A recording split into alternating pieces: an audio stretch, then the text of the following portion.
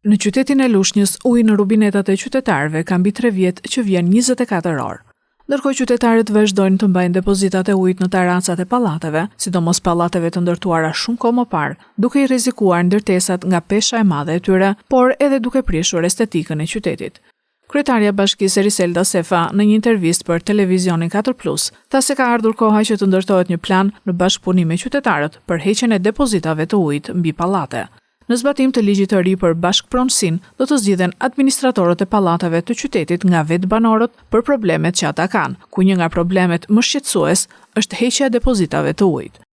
Nga ana e bashkisë janë marrë masat që në zbatim të ligjit të ri për bashkëpronësinë, ne kemi filluar procedurat me sektorin e bashkëpronësisë e cila ndodhet në Drejtorinë e Shërbimeve Publike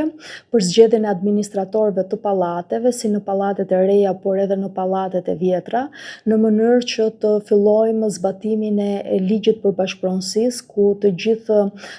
banorët duhet të zgjedhin administratorin e tyre dhe ky administrator do të vazhdoj të merret me gjithë proceset e mirëmbajtjes së pallatit, sepse duke pasur një administrator dhe vendimarrja e pallateve do të jetë shumë më e lehtë. Shpeshherë kemi ankesa nga qytetarët në lidhje me depozitat që ndodhen